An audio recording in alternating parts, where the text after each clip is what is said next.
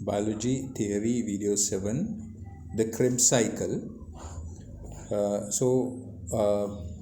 Following the production of acetyl coenzyme A, it enters the Krebs cycle now. So now initially you saw how it came from glycolysis into the link reaction, and now we are in Krebs cycle. So this Krebs cycle is known as citric acid cycle and also tricarboxylic acid cycle. And in 1937, Hans Krebs discovered this Krebs cycle. It's a closed pathway of enzyme controlled reactions. So this is enzyme controlled and a closed pathway. So we will figure out why closed means and what enzyme controlled reaction means. These are the steps that are involved in here. Acetyl coenzyme A combines with a 4-carbon compound, oxaloacetate, to form a 6-carbon compound. So now we have acetyl coenzyme A. It combines with a 4-carbon compound, oxaloacetate, to form a 6-carbon compound. So you have to understand how this carbon has changed. So how did the carbon change? Now carbon carbon reduction came like this. Now in the in the first part of it, you can remember in glycolysis, glucose, that means 6 carbons, converted into pyruvate. Then in link reaction, what happened was pyruvate broke down to produce acetyl coenzyme A and carbon dioxide. So pyruvate had 3, from 3 carbon dioxide removed, so you have only 2 carbons now. Acetyl coenzyme A has only 2 carbons. So now in this Krebs cycle, what happens is oxaloacetate, which is a 4-carbon compound, joins with the coenzyme A to produce a 6-carbon compound, citrate. The citrate is decarboxylated. Again, carbon dioxide is removed, and dehydrogenated. Again, hydrogen is removed in a series of steps to yield carbon dioxide, which is given off as a waste gas as a result of respiration. You know that carbon dioxide is removed. So here we go. This is where carbon dioxide is produced. And hydrogens, which are accepted by the carriers NAD and FAD. So NAD, like earlier, it will become reduced NAD, and FAD is also there. Oxaloacetate is regenerated to combine with another acetyl coenzyme A. So in the end, what happens is oxaloacetate is regenerated. So now you can see the cycle here. So oxaloacetate, acetyl coenzyme A at the initial step, acetyl coenzyme A combined with 4-carbon oxaloacetate. And then the citrate that was produced, decarboxylated and dehydrogenated, that produces carbon dioxide, and also carbon dioxide and hydrogen are removed. Then oxaloacetate is regenerated to combine with another acetyl coenzyme A. For each turn of the cycle, 2 carbon dioxide molecules are produced. 1 FAD and 3 NAD molecules are reduced. 1 ATP molecule is generated via an intermediate compound. So those numbers you must understand. You must remember. For each turn of the cycle, 2 carbon dioxides are removed. 1 FAD and 3 NADs are reduced. That means they accept hydrogen. And 1 ATP molecule is generated via an intermediate compound. Although part of aerobic respiration, the reactions of Krebs cycle make no use of molecular oxygen. However, oxygen is necessary for the final stage of aerobic respiration, which is called oxidative phosphorylation. The most important contribution of the Krebs cycle to the cell's energetics is the release of hydrogens, which can be used in oxidative phosphorylation to provide energy to make ATP. So the most important part or the most important product of Krebs cycle is the release of hydrogens, which will be used to provide energy to get energy during oxidative phosphorylation. So now let's go through the diagram. In the link reaction, pyruvate turns into acetyl coenzyme A, NAD gets reduced and carbon dioxide is removed. So pyruvate 3 carbons, it produces now 2 carbon acetyl coenzyme A.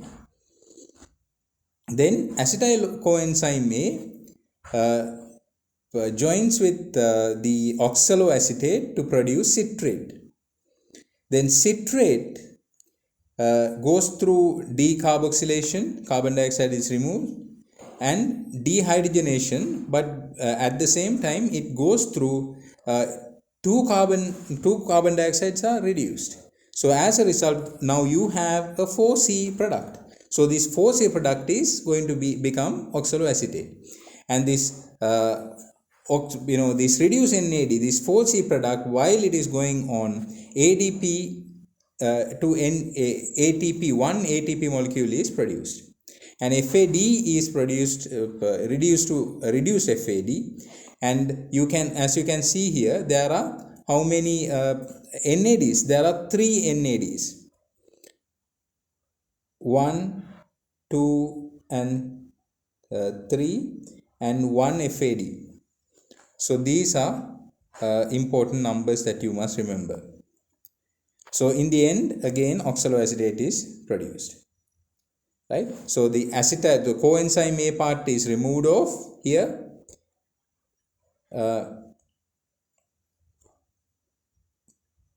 Coenzyme A part is removed off, and the acetyl part joins in to produce citrate, and that removes that goes through the decarboxylation's 2 steps to produce oxaloacetate in the end.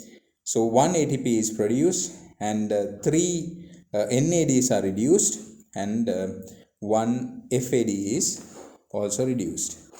So let's write down a note. I hope you understood. Write down Krebs cycle. Krebs cycle is also known as citric acid cycle, citric acid cycle,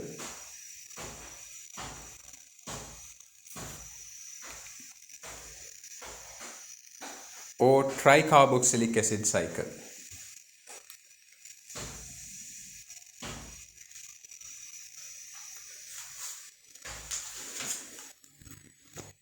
It's a closed pathway of enzyme controlled reactions.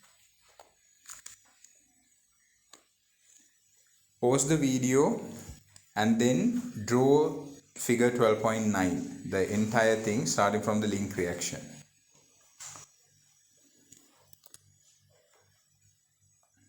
I hope you have drawn it. Now write the steps. Acetyl coenzyme A combines with a 4-carbon compound, oxaloacetate, to form a 6-carbon compound, citrate.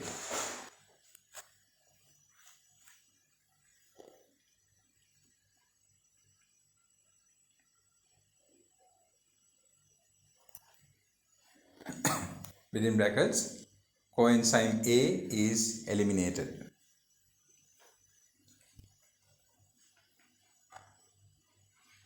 The citrate is decarboxylated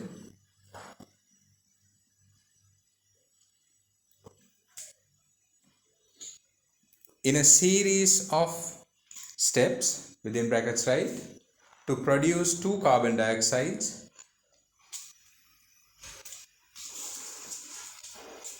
and 4 H plus, within brackets, protons, close both brackets. The hydrogens are accepted by NAD and FAD and gets reduced.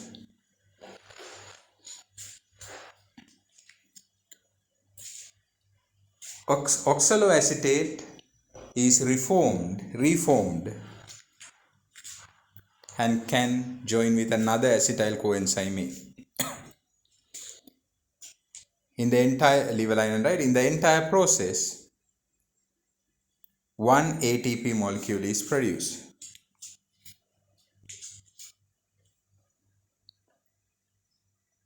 Krebs cycle does not use oxygen. However,